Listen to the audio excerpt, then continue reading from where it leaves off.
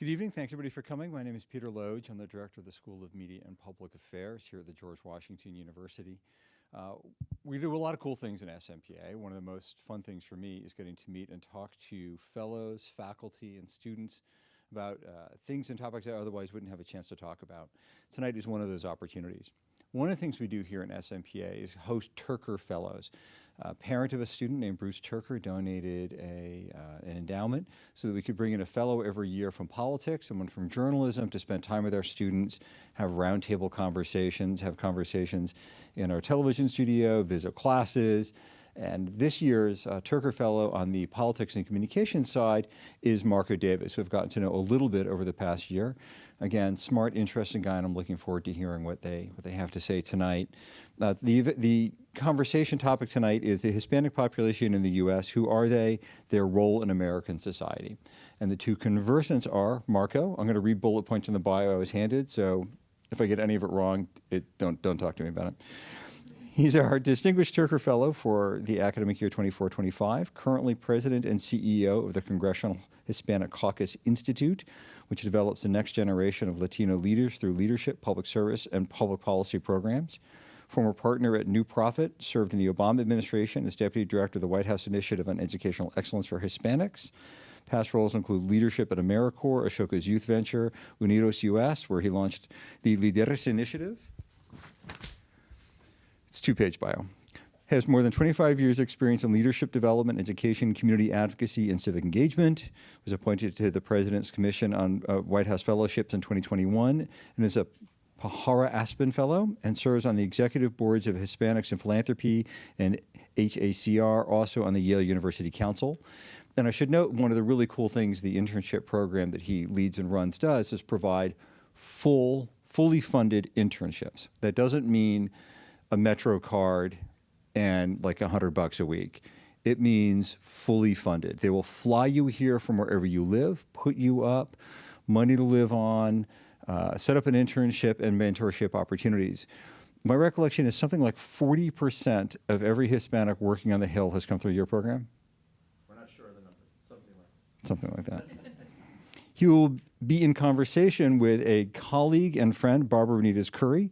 Professor Barbara Benitez-Curry is an award-winning journalist with a career focus on the Global South and international reporting. She's a former CNN producer in Atlanta, where she earned a Peabody, a DuPont, and National Headliner Award for coverage of major events like the Asian tsunami, Hurricane Katrina, and the Iraq War. She helped launch Al Jazeera's International Washington Bureau and served as senior producer for Talk to Al Jazeera, producing interviews with world figures such as Evo Morales, Senator John McCain, and Noam Chomsky, which is quite the lineup of people to produce. Covered national stories across the U.S. before transitioning to teaching and research. Her academic interests include Latino issues, Latino representation in media, and documentary filmmaking. She's also a well-respected, well-regarded, and beloved professor, and just a great colleague, somebody I really enjoy getting the chance to work with. I'm going to stop talking and listen to what should be a fascinating conversation. Thank you. Awesome. Thank you, Peter, and welcome those who are here. Glad you could make it out. I want to start by talking about the Congressional Hispanic Caucus Institute, also known as CHCI. You have tons of programs, Marco, post-grad fellows, public policy fellows, congressional internships, as Peter mentioned, next-gen Latino leaders, and also Latino Hill Staff Academy. What can you tell us about some of these programs and how they move the Latino community forward? Absolutely, and I'm happy to be here. Thank you all for having me. As Peter mentioned, CHCI's mission is to develop the next generation of Latino leaders, and that originally was envisioning building a pipeline of young leaders to Capitol Hill, to Washington, D.C., and as our programs reflect that. I'll come back to those in a second, but just the larger context to understand and explain is, as society has evolved, as generations have changed, no one really makes a career of 30 years in the same job anymore. We now see ourselves as preparing this generation of young leaders to take on leadership roles in any field, in any sector, starting with Capitol Hill, starting with government and public service, but really giving them the tools and the expertise and the knowledge, and hopefully inspiring them, motivating them to take on leadership roles wherever they go. Because the reality is, the Latino community is dramatically underrepresented in leadership roles, not just in government, although still in government, but really in all fields. And so what the programs really do the way we try to move the needle is we provide sort of a core set of information and skill building and training for our young leaders, whether it's at the high school level, at the undergraduate level, post-collegiate, whether it's undergrad or graduate school level, and as you just mentioned, even now for folks who are full-time professional congressional staff. We provide leadership and professional development to help them both understand the core competencies required for leadership, to be effective leaders and managers, understanding how to delegate, how to problem solve, how to build teams, et cetera. We also help them explore and understand what the Latino community is and all of its breadth and complexity, because the reality is, as I mentioned, because we're so underrepresented, in still far too many cases, they often end up being the first or only person in the room from the entire community. And while it's dramatically not fair that they should be representing more than 60 million people by themselves in the room, our thinking is, at least if they have a greater knowledge and understanding of the breadth of that population, they can at least try to do a better service to representing that community. And then lastly, back to our core, as I mentioned, understanding public policy, being based here in Washington, D.C., understanding the legislative process, both helps them understand specifically how our laws are made, how policies that affect really the entire population in the United States and with ancillary effects throughout the world, how those policies come about, how those decisions get made, how those changes come about, but also as a result of learning that, they learn about complex systems. They learn about thinking at the macro level, at the truly large scale, population level ideas that are required to help move our society forward. So I want to bring the question back to representation. Obviously, we've had a lot of conversations about that. When we look at the media landscape, we're seeing slight improvement in Hollywood films, much better than the past. We're getting out of Gardner and Maid roles, thank you. On occasion. Yeah. But when it comes to journalism, how do we shift the narrative about Latinos when they're always thought of as a monolithic voting bloc, gang members, drug cartels, undocumented migrants, and as current administrations say, they're, quote, taking our jobs from others? Yeah, I mean, I think what I would sort of say is, for starters, there's the challenge in that there are far too many negative messages that are deliberately being shared, right? They're being pointed out. The false exaggeration of criminality, as you just mentioned, et cetera, is put upon this population. I would argue on far too many occasions, they're essentially being scapegoated.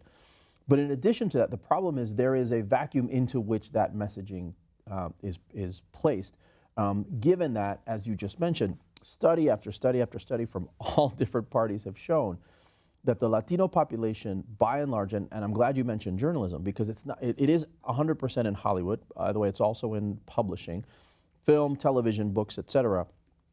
Latinos are overwhelmingly not the protagonists. They're overwhelmingly not represented anything like their numbers in the US population, so they're seen to be much less visible. But when they are seen, it's negative. And as you mentioned, in journalism, this takes place as well. News stories, study after study shows, the news stories that are produced, that air from local to national news, overwhelmingly omit stories about Latinos. And when they do show stories about Latinos, it is overwhelmingly in a negative light. The only stories, or the majority of stories that show up where Latinos are mentioned, are in some sort of immigration story where the Latino is the undocumented immigrant. The story is about some sort of violence where the Latino is the perpetrator of violence, not the victim of violence, et cetera. And so again, with that being the only stories, the only narratives, the only mental images that are being created for people, it's very understandable then that when someone deliberately then tries to benefit from that negative story and perpetuate that negative perception, it is very well received because people are primed for it. So when we talk about the contributions then, because obviously the Latino community, as you mentioned, is pretty massive. It's about a third of the U.S. population. 20%, sorry. 20%, okay. 1/5. 1/5, okay. Not yet 1/3. We're getting there. And we don't often hear about, quote, their spending power, which according to a recent report from UCLA and California Lutheran University, 2023, I'm looking at my notes to make sure I get this right, Yeah. Latino spending power is nearly $4 trillion. That is a lot of spending power, yet, as you were just saying, we don't hear about that. That's right. We don't hear about the power and what that means. How can we bring that part into the mainstream? Yeah, that's a good question, and I would look to the audience. I would look to these next generation of leaders in media and public affairs to help us change that narrative. It's going to take a deliberate effort to try and change that, because again, it's stagnated that way. The numbers have only barely moved from 3% to 4% to 5%, and this is that incremental change, even as the population has grown dramatically. And so, what you need is a concerted effort to show the fullness of the population. You need efforts to demonstrate, to illustrate the ways in which the Latino population is much more ubiquitous throughout the United States. Are your neighbors. They're not just, as you mentioned, and there's absolute dignity in the work of gardening and in agriculture and in service industries, but that's not the only jobs that this population occupies. And so there is a need to elevate and to lift up those stories, those examples, which, again, we know some days is harder even than ever right now. But there's a need to show that, to demonstrate that we are a three-dimensional population, that Latinos occupy all sorts of roles, all sorts of social strata, to change that perception among the general public. So going back to the monolithic block, and when we talk about this, we're different and yet we're not. How do you tell the differing stories of a diverse Latino population? Because we have people from Cuba, we have people from Mexico, we have people from various countries in Latin America, Central America, but yet it's, again, perceived as just one big block of people when we all have disparate needs. 100%. Yeah, I mean, I think there is no shortcut to solving that other than to tell more stories, to show the breadth and diversity.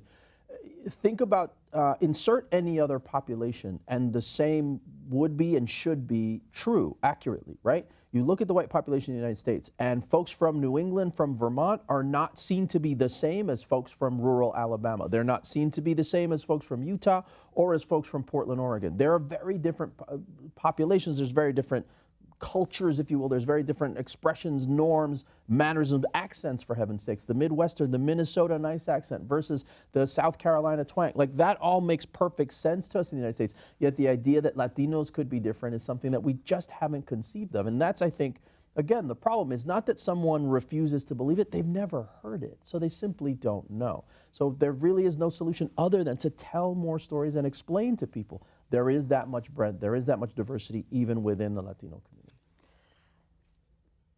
Let's talk about the history, the historical significance of the Latino community. As you and I were talking about, I mean, at the end of the day, the Nina, the Pinta, the Santa Maria were here long before the Mayflower. That's right. But yet that part of history is being washed away. Yeah.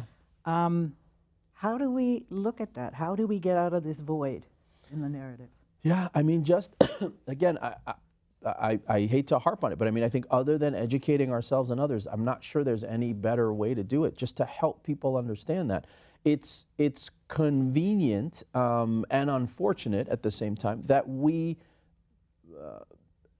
are not conscious of the ways in which Hispanic, if you will, culture is already pervasive throughout American history and society. Arizona, St. Augustine, the state of Florida, the state of California, these are all Spanish words that we've somehow forgot. San Francisco, like Santa Barbara, like these are places that are quintessentially American places, but we don't seem to realize there's that history there. I like to point out to people that part of the complexity, part of the challenge of helping people understand is, yes, 100%, there are people who are recent immigrants to the United States. There are people who have been in the United States for just a few weeks.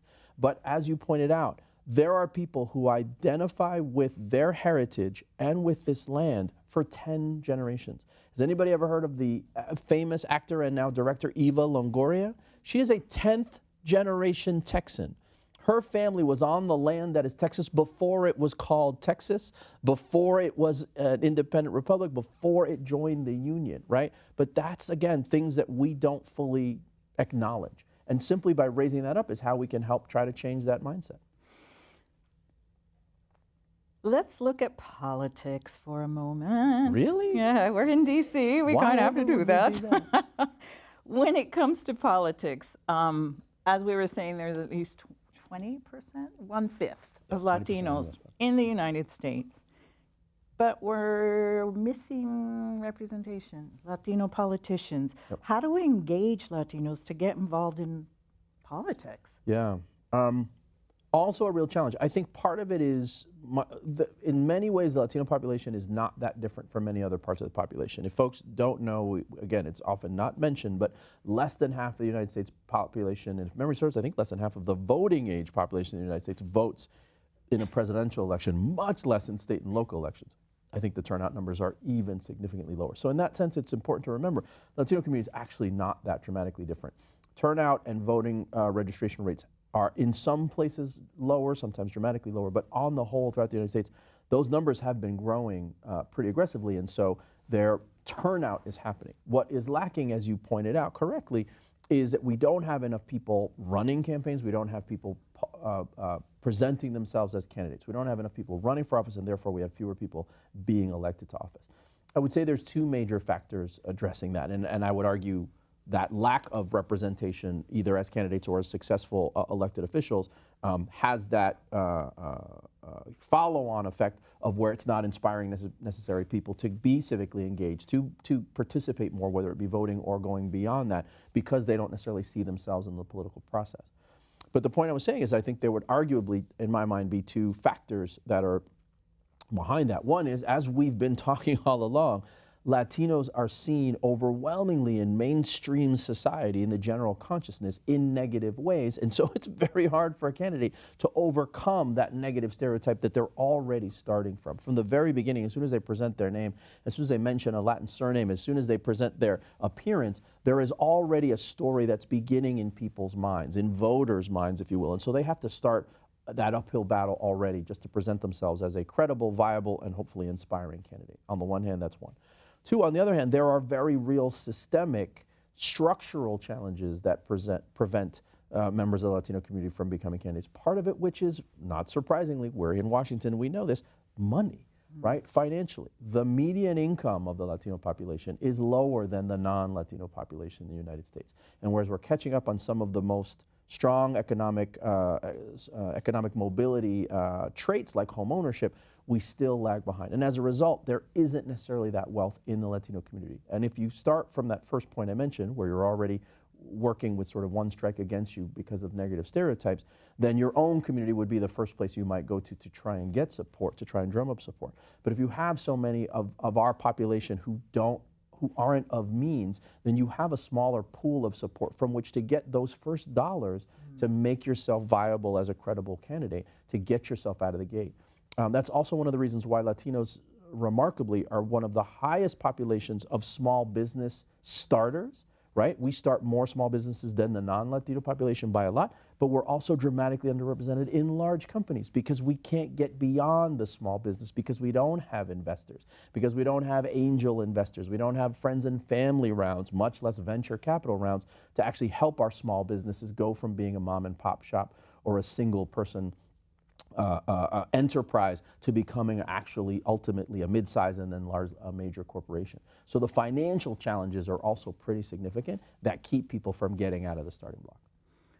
So aside from running for office, when we talk about Latinos as voters, I was very impressed by Senator Gallegos' approach, where he hung out with the community. He ate tacos, he went to where they live and spoke to them directly. And they saw that representation. How many other politicians need to do this? Well, I would argue all politicians obviously need to engage all the communities that they're seeking to represent. I would also argue in some ways that other politicians did do it well. That is the most famous example, if you will, or the most popular, most well-known example of this last election cycle. But I would argue many other elected officials do that. They just don't get as much visibility or publicity about it. And again, it's back to my earlier point. It's the kind of thing that just doesn't get coverage, right? Going to a tamalada is not something that people think is breaking news, so they don't cover it. But in Latino communities, I would argue there's probably lots of elected officials who do exactly that, and that's part of why they're there. There's not as many candidates, so it's also not something you see all the time. So I want to talk to the younger generation. Obviously, we have a lot of them here. When it comes to identity, we have obviously the first generation, but then we also, as you were mentioning, Eva Longoria, or my background, which is like multi-Californian generation. How how do we find ourselves? If you're born and raised here, I mean, I know I speak Spanglish at best, and if we don't speak the language fluently and everyone's trying to assimilate, how do we not lose our identity? Also a challenge. What I would sort of say again is that we need to continue to support the efforts that are helping to offset that challenge. I would encourage people to look up and to I guess, purchase, to what is it called? I can't remember. Be customers for Latino literature, right? Consume television and film that has Latino protagonists. Help that segment of those industries grow and recognize, because again, sadly, it's a capitalist system, right? So if those things aren't profitable, people won't make more of them. So by committing more and supporting those things, more of those images will be seen, and then more of that culture will be visible. And I would argue younger people, by seeing themselves in the culture, they'll be able to hold on to more of the culture. They'll be able to feel a greater sense of pride and an understanding of why it's valuable. What I will say again is that there are some bright spots. I don't want this all to be a purely negative sense. We've talked a lot about the challenges. The challenges are significant and substantial. But I also don't want it to seem doom and gloom. And for me, one of my favorite right now examples, if you will, of the ways in which it doesn't have to be this way is essentially, what is the #1 musical artist arguably in the world right now? And that is none other than Bad Bunny, who refuses to perform in English, who refuses to conduct interviews in English, and is still the #1 seller of downloads and videos or whatever, however it's measured these days. No one sells albums anymore. But basically, he is one of the biggest global artists, and he has not shed one bit of his culture, and he's able to succeed. And he's showing that not only is it possible, but it's possible to be embraced by many people beyond, clearly beyond just the Latino community. It's not just Latino fans he has. And so it is possible, and he's an example of the fact, and he's the extreme example of the fact that one can be highly successful while holding on to one's culture. And so in my mind, that's a really great example to remind people of and to say he should not be the first or last person to do that. And as Bad Bunny, everyone pretty much seems to know who he is here, being the younger Latino generation, what message do you have for them? The message that I have for them is that they should understand that they are an absolutely integral part of the future of this nation. As I mentioned, as we've been talking, Latinos are now 20% of the U.S. population. They're 1/5 of the U.S. population. They are now 1/4 of all young people under the age of 18. They're 25%. The Latino median age is 10 years younger than the non-Latino median age. People talk about the American workforce. Over the next 10 years, 70% of all net new workers in the American workforce will be Latino. And lest anyone think that that can be changed in any way, shape, or form based on some of the actions and intentions we've seen going around in society right now, the reality is people don't realize, whereas immigration is absolutely an important issue for the nation and for the Latino community, 68% of all 65+ million Latinos in the United States are U.S. born. 81% of all Latinos are U.S. citizens. And when you get to the population under the age of 18, 94% of Latinos under the age of 18 were born in the United States. So that future is coming regardless of what anyone tries to do. So that's my point for young people, is that even though society and media, as we just mentioned, may not tell you you're a part of this society and this culture and this nation, you are unquestionably a part of the future of this nation and the present, arguably. But so to realize that you can maintain your culture, you can maintain your heritage, you can be proud of where your family comes from and still be and are 100% American. And again, you are going to have an impact collectively, at least, on the entire future direction of the country for everyone, not just for your population, but for everyone in this country. And the sooner the country understands that, the better we can tap into that talent, the better we can be globally competitive, the better we can break down the divisiveness and the division and the challenges we have, because this is a part of our society now. This is all one population, And the sooner we come to terms with that, the better off we will all be. That's my message.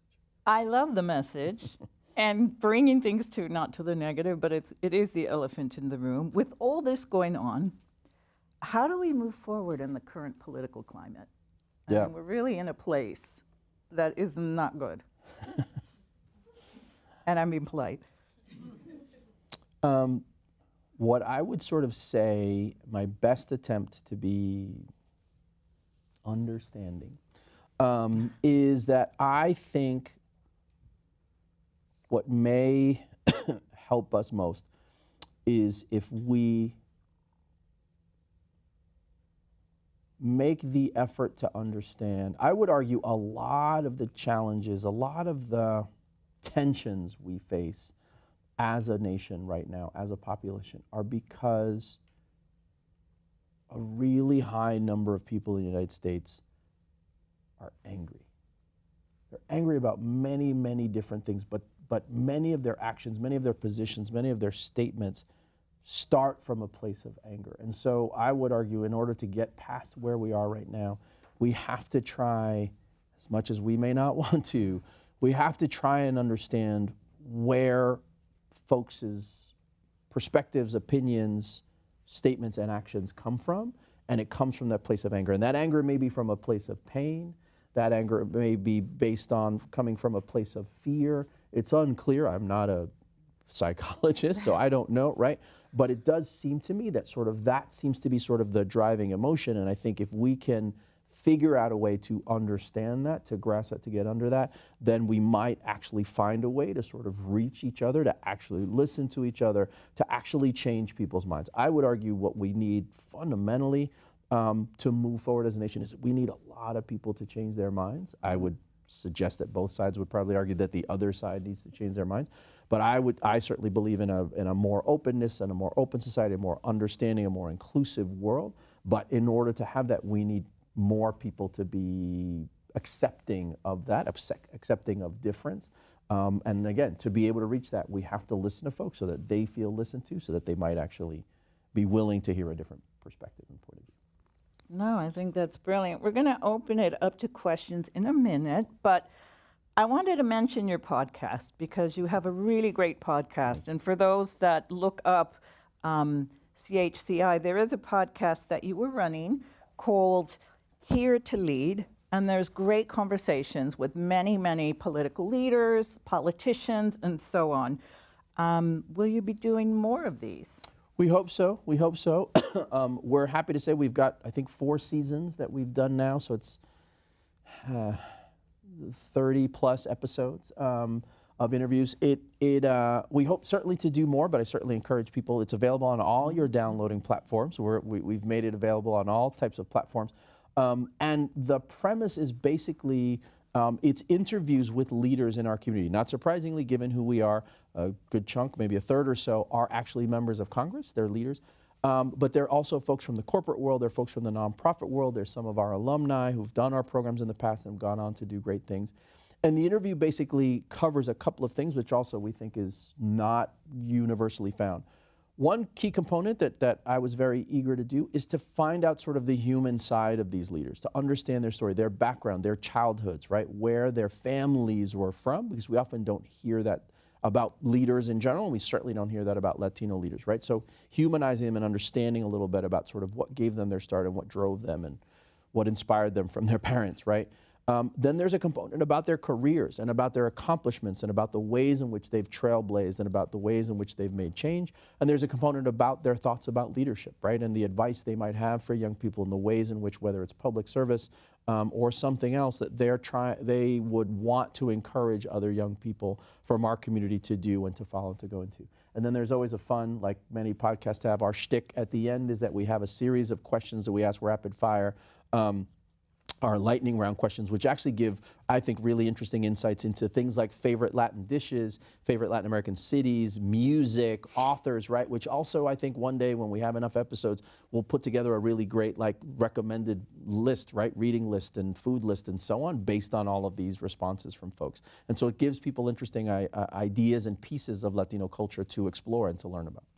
So on that note, I was actually going to ask you a few of those questions Oh, because I okay. thought it was quite Wow, fun. okay. I have So not here done we that go. World Cup or World Series? World Cup, 100% for me. World Cup. Favorite Latino writer Favorite Latino writer? or Latina Yeah, writer? good question. Good point. I would have to probably go with many. I would say, but to answer the question, to play the game, I would probably sort of say for me, Gabriel Garcia Marquez, the famous Colombian author, one of the innovators of what's known as magical realism, because he first sparked my love of Latin American literature. He was one of the first authors I was given a book to read in high school, and it really opened a whole new world for me, and so it always holds a special place. Favorite music? These days, well, favorite Latin genre, I Latin think, is the genre piece. music, yes. Probably reggaeton. It's probably right now still, which probably surprises no one. Favorite Latin food? Although salsa, I have to say salsa music still also grabs. Before reggaeton came along, I probably, ironically, because my mother's from Mexico, but salsa, I mean, so I love mariachi and everything too, but, so it's all of it. Food, tamales. Yep. But sadly, like my mom's tamales. Like there's no, I'm sure. There's nothing like better. She has a recipe that no one can seems to have been able to replicate yet. So, favorite Latin American city? favorite Latin American city, probably my mother's native city, Guadalajara, Mexico. And finally, Latino, here we go, Latino public official that you know of, past or present, that you admire. Well, I'm going to cheat a little. Not public official per se, not elected. Well, actually, I lie. He was an ambassador. One of my first bosses, it's a perfect example for me about someone people should know more about, and I don't think they know enough about. He was the head of what was then called the National Council of La Raza, that's now called Unidos US, that I worked at for 12 years, full disclosure. His name is Raúl Izaguirre. Perfect example. Izaguirre, I believe, is a Basque name, but he is from South Texas. Born and raised in South Texas. And he was one of the most brilliant leaders, one of the most visionary, is still one of the most visionary leaders. He retired from Unidos, so I think past. But he is one of the most inspiring leaders, role models, mentors I've ever had. And I learned so much about leadership from him. I really aspire to be like him still when I grow up one day. And he's someone I think people really should know about because he's been a tremendous figure. And he will go down, I think, in U.S. Latino history as one of our most effective leaders because he ran the organization for 30 years. In fact, its headquarters building right here in downtown D.C. is named after him because he played that significant a role in the organization. And it's one of the largest Latino organizations in the country. Excellent. Is there anything you want to add that we haven't discussed before I open it for questions? Not at the moment. Nothing comes to mind. All right. Well, I'll reserve the hopefully right to some of jump these back in if I questions will jar memories. think we covered Please, everything. questions. You have a great resource. Hi, my name is Dariani Bautista. I'm Dominican American from New Jersey, and I go here to GW. My question, you talked about identity and specifically being Latino and remembering that we're Latino in our political identity when we're running for office. Seeing that the Democratic Party, and as we are currently in a mass setback in diversity, and the Democratic Party is now looking for a new foundation, and they're starting to pivot to start focusing more on blue-collar white communities and individuals. How should we actually navigate staying in our identity in a time where the voting blocs that are winning are telling us not to focus on our identity or our communities? Wow, that's a really good question. I guess the way I might try to navigate that question, try to provide an answer to that question, is that I would say, here's what I would sort of say, that there is a lot of noise, there's a lot of sound, there's a lot of comment statements, projections that people have about our political reality right now. There's a lot of pronouncements, that's the word I was looking for. There's a lot of pronouncements about where we are. I would argue the most effective form of democracy is when everyone feels that they can raise their voice and that their voice is being heard. And so what I would sort of say is there is really no substitute for folks sharing their authentic voices. And if people do, and enough people do, then I think we'll be able to craft a nation and a political leadership that responds to those voices. I think some voices are louder than others now, some voices are more organized than others now, but it's still, on the whole, sort of relatively small slices that are determining the direction in both parties and in power and not in power, et cetera. It's a relatively smaller slice of our population that is influencing the decisions. And so in my mind, I think what we need is greater democratic participation. This is a very, whether people want to say it and want to allow others to say it or not, this is a very diverse country. This is a very diverse, the US population is very and increasingly more diverse than ever before. And that, like, as I mentioned, just with the Latino statistic, and that's not the only one, that's not about to change anytime soon. And so in my mind, the sooner more parts of society speak up, the more society and leadership will have to reflect that and respond to it. So in my mind, that's really the solution, is more people need to share their voices. From all backgrounds, all political persuasions, et cetera, we need more participation, not less. Questions? Hi, I don't think I have to stand, but hi, I'm Avrit Silva. I was really curious, going back to your idea of like all the anger happening right now, especially in such a polarized society. I want to go back to the idea of what we're taught in journalism is of, you know, covering both sides, having both arguments and perspectives always in our stories. And relating that to a really salient issue right now with like immigration. And, you know, you have some people on one side, even like Latinos, being like, you know, they don't deserve to be here. You know, they should be deported, things like that. And then another side being like, you know, you start to see that kind of microcosm of Latinos. And I was just really curious about how you think it's best for journalists to sort of navigate I guess that both sidesisms in a way, while maintaining the humanity of this issue, and as well as like acknowledging the, you know, criticisms and policy implications of like everything that immigration has to, I guess, offer in this climate. Yeah, I mean, so I don't envy folks who are in journalism in this day and age. It's very, very difficult to navigate. It's also very difficult, I think, because I think our society in general has, in some ways, sort of a shorter attention span, so it's harder to really truly get at the heart of an actual policy or societal, social topic, debate, discussion, right? I would argue, to your point, I would argue it's insufficient to simply allow, quote unquote, two sides to make statements that seemingly are in direct opposition and sort of say, there you have it, and like, right? Some folks are for and some folks are against. You decide, right? In my mind, part of the question to really dig, I think about sort of the pieces of journalism that have truly spoken to me and inspired me, and I think the role of journalism would be to understand better rather than just to hear both sides, but to understand what's going on. I would argue if you dig deep enough, to my point about sort of, as you alluded to, the fact that folks are motivated by anger, I would argue some of the folks who are most vocal or most vocally anti-immigrant right now are some of the least impacted by immigration.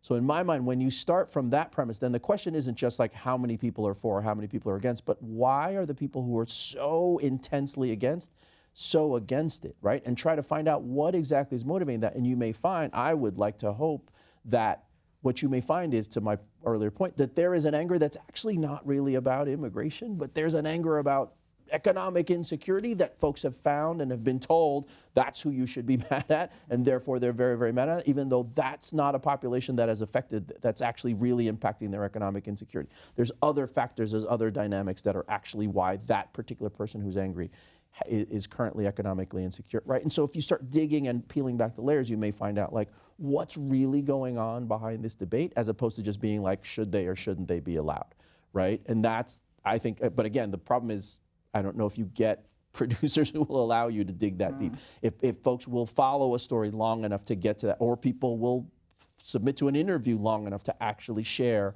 what's going on, because they'll sort of potentially just get defensive and be like, you're just trying to tell me I'm wrong, and therefore they shut down, right? But the reality is, again, trying to find out what's really going on in my mind, because, again, I like to think of an earlier time, which feels like a million years ago, but the immigration debate was actually based on data, right? It was actually based on analysis of like, what is the impact? What is the net contribution and the net deficit? What is the actual impact? It's an easy example to give you all just for a fact.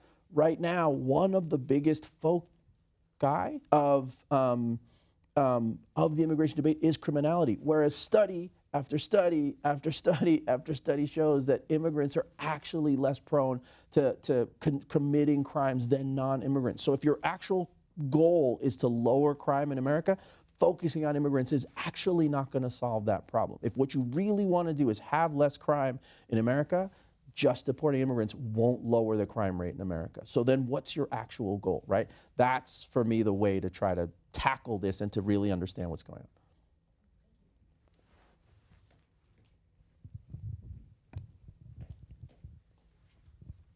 Hi, my name is Janalise Almonte. I'm also Dominican American from New York City.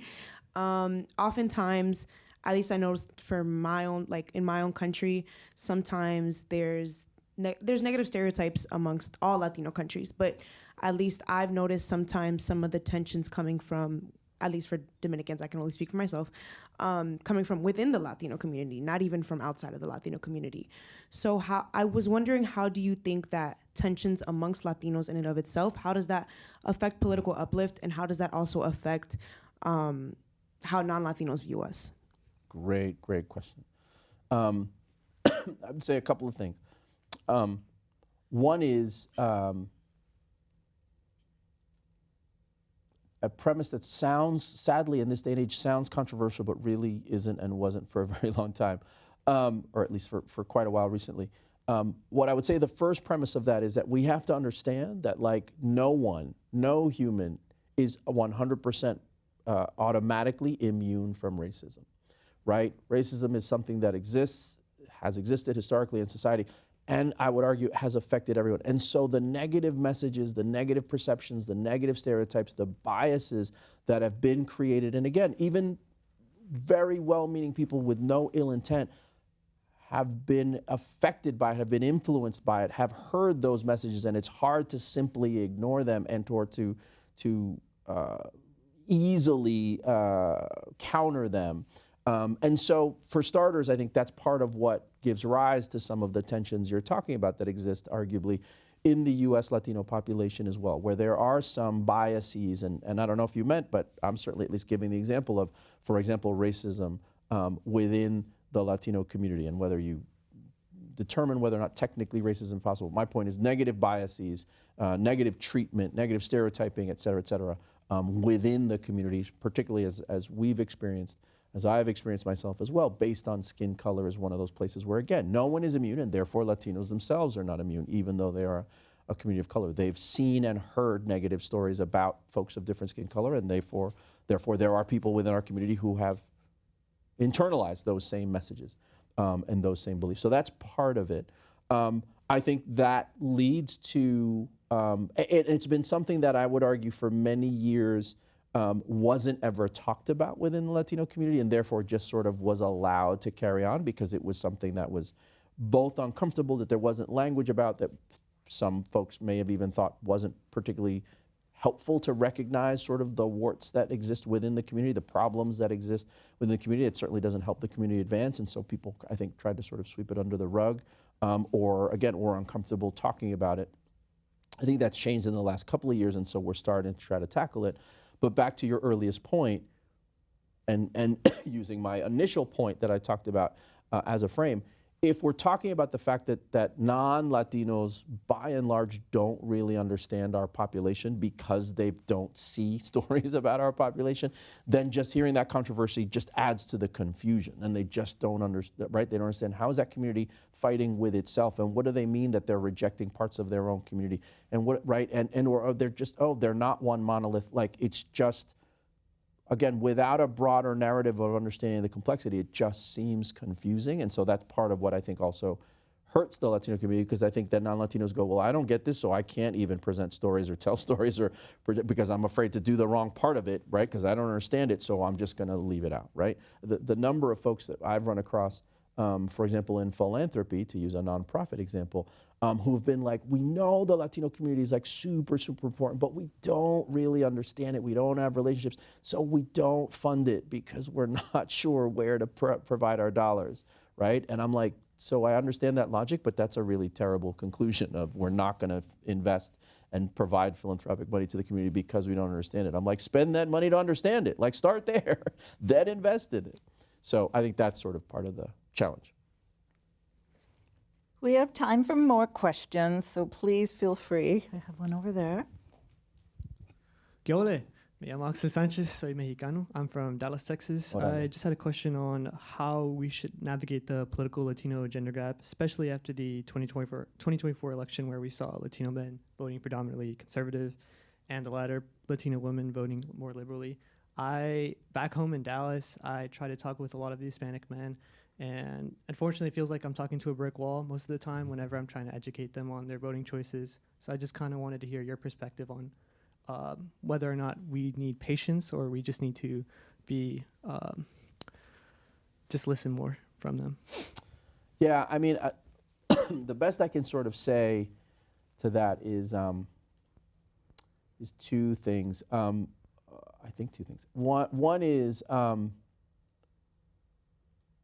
much like everything, sadly, and I hate to sort of use this, feels like a cop-out suddenly, but I think it's true. Much like everything I've said, I think the population hasn't been studied well enough to truly understand what's going on there, on the one hand. And I would argue on the other hand, or a second key point is, I would argue 2024, I'm thinking back, 2024 probably is among the most, I think we'll look back, I don't know, and again, there's a lack of data, but I think, again, we're also too close to it. I think we will look back. My only hypothesis, I guess, let's put it that way, is that we will look back and find that 2024 was one of the more anomalous election years in America, possibly in American history, certainly in recent history. And so I think that's the other thing, that it's very difficult for folks to be certain about what the dynamic is, what trends are, why folks voted a certain way, because I think, again, for a variety of reasons that I won't go into, but you could all make conclusions. I think 2024 was an outlier year that I don't think is automatic. And again, it may be replicated in 2028 and beyond, but I'm not 100% sure of that. And again, like I said, I think that we may discover that there were different dynamics at play that led to that gender gap, that led to different types of turnout that are not automatically going to continue in that exact same, because it deviated from previous elections, right? Mm. So in my mind, that's a thing where like, that's a pretty quick switch if that's the new reality going forward forever,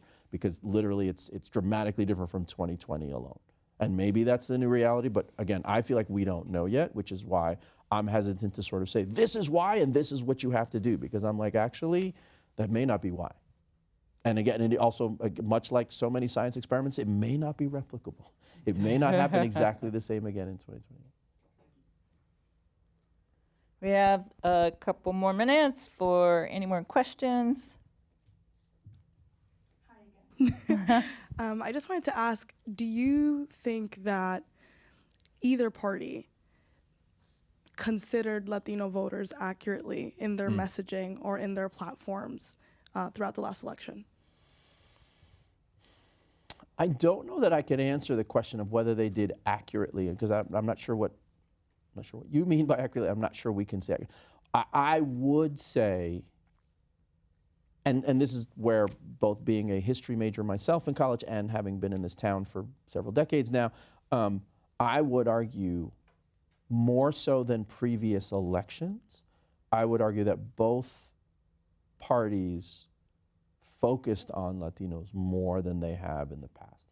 And interestingly, it's both true that both parties, I would argue, focused on Latinos more than they had in the past, and yet at the same time, by a bunch of measures I know from a lot of party operatives on both sides, they also still didn't focus enough in terms of the amount of resources they should have invested in the population, both because of its size and because of its impact, influence on election numbers, turnout, or decisions. What's it called? Margin of victory. So not enough resources went in, and yet it was actually more than in previous years. Whether that's accurate or not, I mean, it depends on what you think about the result, right? Everyone will go here, and then we'll see where we are with time. Hi, my name is Kiana Aquino. I'm from San Diego, California, and I'm Mexican American. I just had a question. So, as a first-gen Latina who is attending a predominantly white university, and I see a lot of my peers, I may not be in the same socioeconomic status as them, and I may not have the same opportunities as them. So, what is your advice to other Latinos who attend here to persevere through those challenges? Like, how can we make it past those hills and keep pursuing our dreams? I'm really glad you asked that question. What I say to folks is study after study. If you haven't picked up already, I'm a big believer in data, relying on data and letting sort of the science speak for itself. Study after study shows that a more homogeneous group, by a variety of measures, is less effective than a more heterogeneous group. Whether it's these are studies that have been done at Harvard Business School. These studies have been done on corporate America, et cetera, et cetera. These studies have been done about, for example, corporations where there's more senior leadership and or boards of directors that have more gender balance and more women present versus ones that have fewer. So gender diversity, as well as racial and ethnic diversity, et cetera, and I would argue socio and economic diversity. The reasoning, the rationale, at least the inference from that people come up with is people who have, and it seems to make sense, certainly sounds to follow a certain logic, people who have some very similar backgrounds are likely to have similar perspectives. And as a result, they're more likely to come up with the same ideas because they've had the same experiences. And so they often have the same views. And so therefore, again, there's always outliers and there's geniuses and there's innovators and so on. But they're less likely to be thinking, quote, outside of the box if they've all been growing up in the same box, right? And so when you insert a different perspective, a different background, a different experience, a different worldview, you inevitably are more likely to have a person seeing a problem differently than everybody else who sees it the similar way, and therefore potentially offering a new type of solution. I provide all of that background to sort of say, as you mentioned, this is often an example of the question you've asked. I've heard many, many times when people invoke the ever sadly notorious kind of imposter syndrome phenomenon, right? About what do you do when you feel like you're the only person who's different, and as a result, you may feel a little less than. Here's what I sort of say to people that flip that completely upside down. Given the example I just gave, my argument is a homogeneous group who all have similar backgrounds. If no one in the group is first gen, if no one in the group is of a diverse background, if no one in the group is of more modest means, then the reality is they're all going to likely have similar answers. And what that means is their perspective, their data set is incomplete. They are actually missing a piece of the puzzle that they need to actually truly solve the issue. It's as if everyone in an escape room was left-handed and you needed a right-handed person to get out. You'd never get out, right? You need a right-handed person at some point to solve the thing, right? And so instead of feeling like less than, realize that you add that diversity that's needed to come up with a better solution. So what I say to people is, I know it's hard to fight the imposter syndrome, you didn't decide to feel that way, but what I say is try and remind yourself, maybe hear my voice in the back of your head, is instead of feeling less than, not only should you feel that you deserve to be there, my argument is those folks in the room should be thanking you for being there because you're saving them from their limited view, from their limited perspective. You're actually giving them additional data to actually do better. They're going to be better off from you being there because you're going to help them get to better solutions. And without that, they would be less successful. And that maybe helps you feel like, yes, you deserve to be in the room. We have time for one more quote. We got a couple of questions. We'll try to get them really quick. Apparently. First and foremost, I want to say thank you so much for taking the time to speak with us today, this evening. My name is Cameron. I'm a senior at George Washington University. I'm not in SMPA school, but I'm in a CCAS studying political science. Great. During spring break, I was in Reno, Nevada for a conference. My dad took me to the sheriff conference because he's in the healthcare business. He provides healthcare services to inmates in prisons and jails. That's wonderful. When I was there at that conference, it's a complete total environment from where I go to school at George Washington. And because I say that because most of the sheriffs I've spoken to are, they come from conservative areas. They come from rural area of Idaho, North Dakota, South Dakota, Iowa, or in the western states. One of the sheriffs I met there, he was from a sheriff from a rural area of Idaho, and he was telling me, it was on the news on a headline actually, that one of his nephews was killed by a migrant. You mentioned earlier today that studies after studies show that migrants commit much lower crime than native-born population. But Right. what would you tell that sheriff who says, I don't care what the study says because Right. I get the it. people who done the study are not measured by reality, because my nephew was, affected because I have to deal with that pain because he was part of my family member. Right. And so I feel like in this country, we live in two separate worlds in one country. It's like an echo chamber we live in. So how do we unite unite those people who just don't care about the science because they have this lack of trust within like academia, the media, the institutions? Well, I don't know how to necessarily change people's minds about the science, but what I would say, the example you just gave, that is a person that is in profound pain. That is a person who lost a family member. I wouldn't try to argue logic with that person at the moment. I would try to hear their pain. I would try to understand that they're upset and hurt that they lost their family member. I might remind them that punishing migrants isn't going to bring the family member back. I understand that they're in deep pain, and I would want to help them heal from the pain, but help them understand that what they're looking for may not be found in the solutions they're trying to do, that maybe there's other ways to try and help cope with the pain. That trying to punish others is not necessarily what's going to help them with the pain, and I would try to find a way to, like I said, to hear that person and feel and support them in their pain, rather than trying to give them statistics. Because they're not in, I would argue, they're not in a position to debate statistics at that point. They're just in pain. There was one more question back here. Did you still want to ask a question? And then it'll be all we have time for.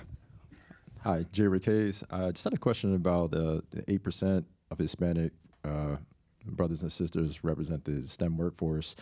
Do you think when it comes to policy making to boost the representation, do you think that oftentimes the non-STEM fields and those narratives are not as, we're not pushing the dignity of those occupations rather than trying to force, let's say, STEM fields or whatever economic desire that we're trying to look to make future workers? Do you think there's something we're missing when it comes to the Hispanic community, when it comes to the good jobs that people, communities actually enjoy, that is missing from the conversations? I don't know if I feel like I've heard that it's missing. I mean, I think the messages I hear is that, again, and certainly the messages I share, is that like we're underrepresented in all fields. We're underrepresented in entertainment. We're underrepresented in the arts, as well as in STEM, as well as in law, as well as in medicine, as well as in education, as in all, right? So my argument is that we need to have people represented in all fields and all sectors, and we need people arguably in leadership in those fields, in part because the population is only going to be an ever larger part of the U.S. population, and therefore to be globally competitive, to be successful in any or all of those fields, we need to have.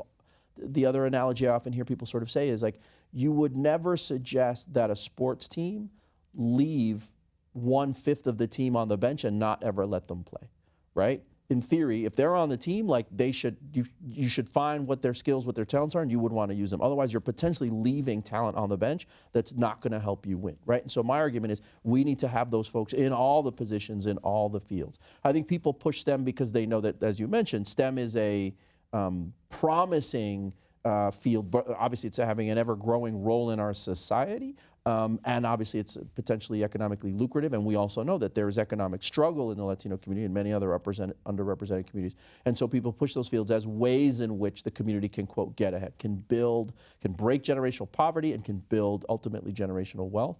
But I feel like I hear messages that sort of say Latinos need to be in all fields, not just in STEM, but in all sectors, because again, we're underrepresented in leadership across the board.